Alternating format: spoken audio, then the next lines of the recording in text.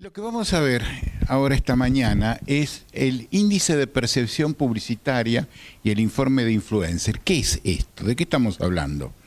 El índice de percepción publicitaria es algo que hemos lanzado hacia fines del año pasado y consiste en evaluar objetivamente desde el punto de vista de los usuarios, de los receptores de la publicidad, cómo perciben la misma en distintos aspectos.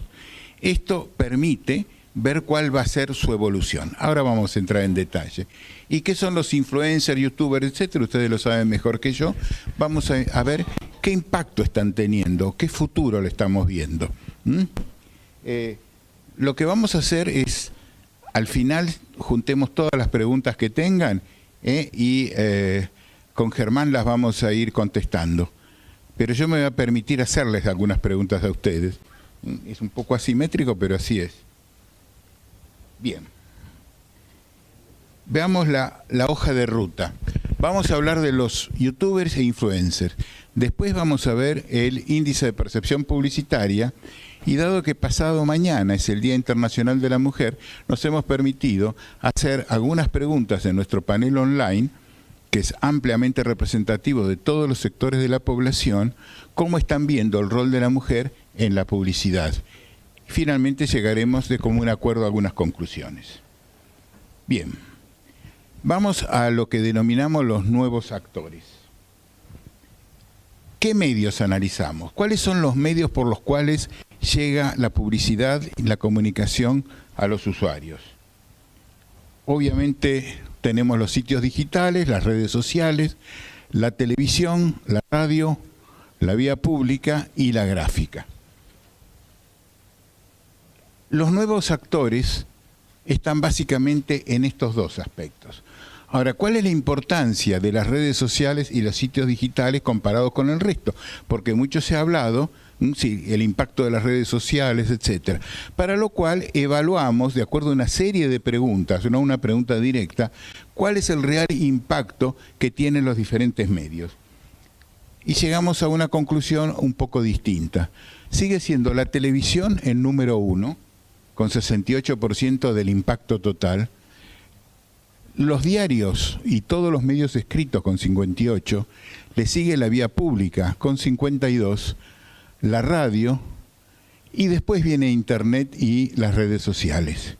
O sea que estamos trabajando entonces sobre este segmento, donde todavía es menor que todos los sistemas tradicionales. Esto para demistificar si las redes sociales van, encubren la publicidad tradicional, etcétera. Tiene una enorme influencia, pero todavía están en este sector. No quiere decir que sigan así, en el futuro puede variar, de hecho han venido variando, pero este es el impacto que tienen comparado con el resto. Hablemos un poco de los youtubers. Le preguntamos, el cuestionario es bastante más largo, yo le seleccioné algunas preguntas que me pareció que les podían ser interesantes para esta mañana. ¿Suele ver video de youtubers probando o comentando sobre productos? Bueno, 24% dice que no le interesan, al 23% le gustan y a 46% ocasionalmente. Entre los menores de 34 años, ese 23% llega a el 30%. Los menores de ¿Cuántos de ustedes son menores de 34 años? Levanten la mano. Germán, abstener. Bueno, casi todos. Bueno, ustedes están ahí. O sea que cuando ustedes ven y hablan entre ustedes, no están en el promedio de la población, están en un segmento que está hipervalorizando lo que son los youtubers. Entonces es bueno este tipo de mediciones para tomar un poco de distancia y ver que uno está generalmente en un endogrupo, en un subgrupo. Pero si uno toma lo que dice me gusta y el ocasionalmente, sí estamos en que 7 de cada 10 son influenciados por esta publicidad activa. ¿Por qué le llamamos publicidad activa? Porque el YouTube requiere cierto nivel de interacción. O sea, por más que nos aparezca de pronto, siempre exige acción por parte, a diferencia de la televisión, la radio, la vía pública, que se nos mete, acá tenemos que hacer una acción positiva, tiene que ser voluntaria. Con lo cual, cualitativamente, no es lo mismo ver una pieza de YouTube cuando yo voluntariamente apreté el botón a cuando me apareció. ¿Se entiende esto? Bien. Y tomando toda la población, 7 de cada 10. Si les pregunto a ustedes, seguramente debe ser 9 de cada 10 o 10 de cada 10.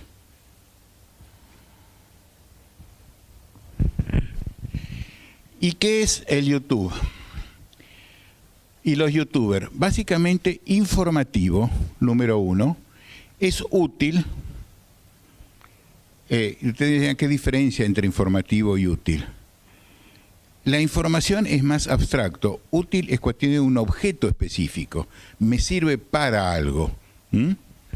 Yo informarme que el Everest es la montaña más alta del mundo no me sirve para nada porque no voy a modificarla.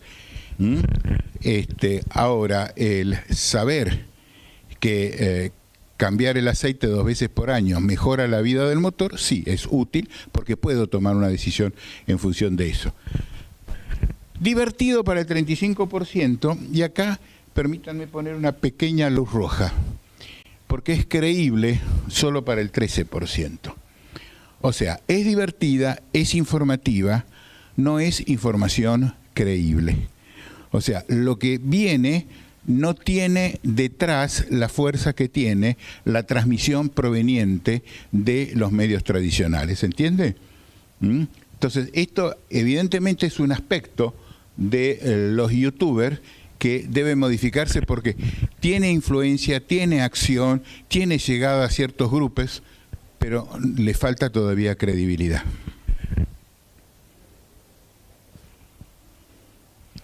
¿Hasta acá estamos? Bueno, ahora hablemos de los famosos influencers. ¿Sigue a algún influencer en las redes sociales? Sí, 24%. Entre los menores de 34 años, el 35%. ¿Ustedes siguen influencers? Levanten la mano, por favor. No tan tímidos, sí, pero levanten la mano.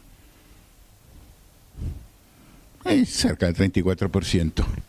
No sé para qué hice la encuesta. Lo hubiera hecho acá la encuesta.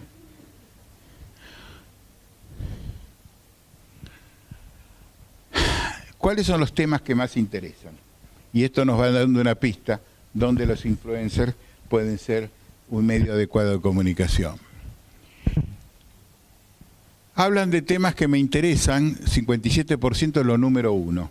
O sea, la identidad con el idioma, con el lenguaje, eso especialmente entre mujeres, el estilo, el segundo punto básicamente entre hombres, después divertido, tiene contenidos de calidad, me parece atractivo 20, me siento identificado 14, perdón, 20 era, atractivo 18, 20 entre hombres. Pero básicamente hay un problema de interés de los contenidos y de estilo. ¿Compra lo que le recomiendan los influencers? ¿Compra lo que recomiendan? Sí, 33%. Ahora, esto está hecho sobre la base de los que dijeron que sí se sentían identificados con los influencers, que era más o menos la cuarta parte, ¿se acuerdan? No compré, pero me motivó a conocer más sobre el mismo 44%. O sea que si uno suma uno con el otro, es 77% de este sector que está influido por los influencers. Si lo hacemos sobre el total, esto es 18%, porque es el 77 del 24. ¿Estamos hasta ahí? O el 24-77, ¿no? ¿Se acuerdan lo del orden de los factores, todo eso? Es el 18%. ¿Es mucho o es poco? Yo creo que como nuevo medio es mucho. Es algo digno de ser tenido en cuenta, porque seguramente no lo hemos hecho. Un año atrás este guarismo era bastante inferior, ¿no es cierto?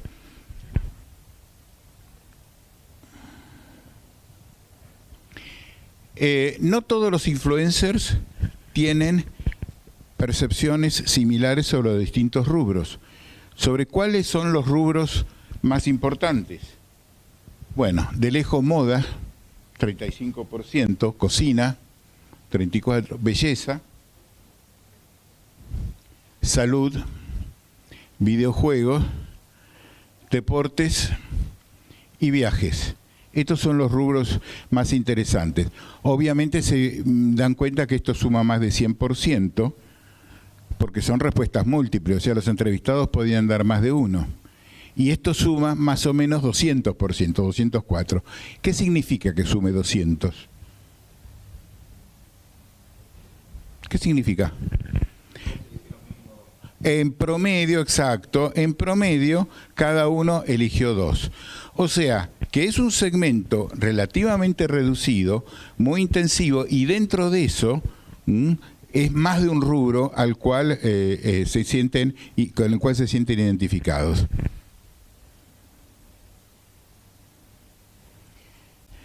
¿Qué le parece más creíble?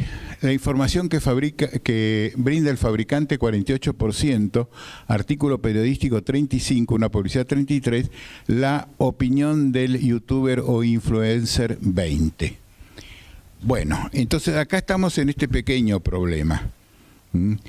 Al final del día, con toda esta innovación, todavía volvemos a lo mismo que veíamos con YouTube, donde la credibilidad era del 13%. Acá la opinión del influencer, youtuber influencer, es del 20%. Y sigue siendo lo número uno, dentro de este estilo de comunicación, la opinión del fabricante, el periodismo tradicional o la publicidad tradicional. O sea que esto es un impacto, es una influencia, pero lo que tiene que buscar la publicidad a la hora de la verdad es la credibilidad, ¿no es cierto? Obviamente entre los menores de 34 años es mayor el nivel de credibilidad, 31%, pero aún es relativamente bajo. ¿Se entiende entonces el concepto? Son grupos que están penetrando, es un medio para tener en cuenta, toma a los sectores más jóvenes, toma una serie de rubros, pero el factor credibilidad todavía viene muy lejos, es relativamente pequeño, porque es el 20 del 18 que veíamos recién. O sea que influye en una pequeña parte del total. ¿Le gustaría convertirse en influencer o youtuber? Sí, 27%, 35% entre los menores de 34 años. ¿A ustedes les gustaría? ¿Y dónde están estos entonces? No. Tiene de bueno esto las encuestas online. Son más sinceras que las encuestas hechas en forma personal. Bueno, después si quieren tenemos bastante más para charlar sobre este rubro, podemos volver sobre el tema. Ahora les voy a hablar sobre el índice de percepción publicitaria. Esto lo hemos presentado en la convención anual de la Asociación Argentina de Publicidad en noviembre, fue en diciembre, que se hizo la primera medición. Si bien es muy pronto todavía en febrero, pero queríamos traerles a ustedes hoy ya la segunda medición, y es lo que hemos hecho para ver ya si hay pequeñas diferencias. Ahora, ¿qué es el índice de percepción publicitaria? Les cuento. Primero vamos a ver qué es un índice.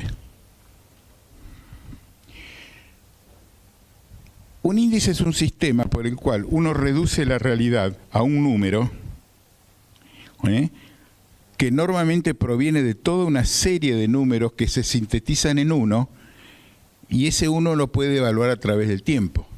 Cuando hablamos de la inflación, 1,7, 1,2, es un índice. Pero en realidad nada subió 1,2. Algunos subieron un 4, trabajaron un 3. El promedio de ese índice, ponderado por sectores, etcétera, y todo un trabajo, es el índice de inflación. Bueno, hay varios índices. Este en particular queremos analizar la evolución de la publicidad en la Argentina. Y ejemplos de índice, este es uno que tenemos para IDEA hace 20 años, que muestra la percepción respecto al avance de la economía, Las verdes son las estimaciones, los azules la realidad, siempre han estado por suerte muy cerca. Este es el índice de confianza del inversor, hecho para la Asociación de Agentes de Bolsa. Ven cómo va evaluando, cómo va variando la voluntad de los inversores minoristas para invertir en la Argentina. Este es el índice de gestión del gobierno. El rojo, lamentablemente, es el índice negativo. Fíjese cómo ha variado en los últimos meses. Ha bajado el positivo y subido el negativo, pero no está peor de lo que estuvo en otros momentos. ¿Qué característica tiene que tener un índice? Primero, que tiene que tener una visión objetiva. O sea, no podemos poner subjetividad dentro del índice, sino establecer un sistema de medición e irlo manteniendo a través del tiempo. Tiene que ser fácil de reproducir. Tiene con un determinado método, un determinado muestreo, se puede reproducir en distintos momentos. Sensibilidad ante los cambios, o sea, tiene que mostrar a los pequeños cambios que se noten. Tiene que tener sistematicidad para recoger las muestras, o sea, las muestras tienen que ser siempre equivalentes. Si yo hoy hago la encuesta acá y pasado mañana la hago en otra universidad, no son comparables. Tienen que ser siempre hechas sistemáticamente de la misma manera. Bueno, ya hablé bastante. Ahora sí les voy a contar qué es el índice. En el índice estamos midiendo estos factores: atracción, creatividad, credibilidad. ¿Se acuerdan lo que les estaba comentando? Que eran los factores fundamentales y que no estamos encontrando todavía en las redes sociales. Emotividad, que es una forma de ingresar al individuo. ¿Qué influencia? O sea, información, cuánto hay de impulso de compra, de propuesta de compra efectiva. Y por último, el respeto. Respeto al género, a la edad, al aspecto físico, etcétera, etcétera. Lo que es respeto. Esta es la fórmula, anótenla que después se las voy a tomar, como de todos los factores, se llega, así que por favor. Y entonces decíamos que son respeto, influencia, emotividad, creatividad, credibilidad, creatividad y atracción. ¿Cuál es desde el punto de vista de ustedes el factor número 1 valorado en la publicidad argentina?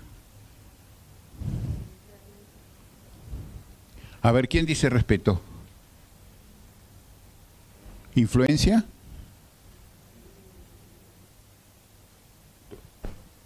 ¿Emotividad?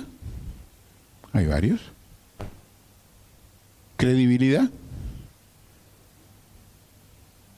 ¿Creatividad? La mayor parte. ¿Atracción? Bah. Hay distintas opiniones. El principal factor es creatividad. La mayoría tuvo razón acá. Este es el factor de la publicidad más valorado en la publicidad argentina. Entonces, ahora vamos a ver cada uno de estos factores cómo pesa. Creatividad, en diciembre estaba dentro de un índice, no es 65%, es 65 sobre 100 en valor índice, y eso pesa una serie de elementos que llevan ahí. Tiene 65 sobre 100.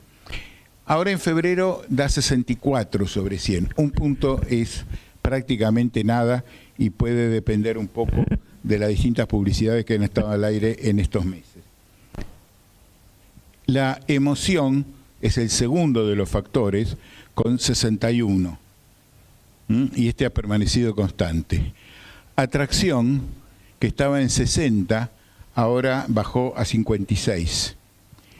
Respeto, de 52 a 51. Y esto ya es un índice preocupante, que esté en mitad del valor total posible, lo que es el respeto a las minorías, respeto a los sectores, etcétera. Después, cuando hablemos en el último capítulo de la mujer, vamos a volver sobre este mismo. Credibilidad está bajo, pero ha mejorado, pero es uno de los factores a tener en cuenta.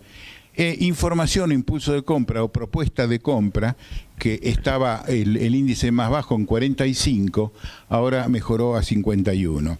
Todo esto ha hecho, en síntesis, que el índice que estaba en 60 llegue a 61. Ustedes dirán, es poco. Lo importante es que siga en la misma tendencia. Los grandes cambios generalmente no están para quedarse. Los pequeños cambios, el kaizen que dicen los japoneses, un poquito cada día el avance.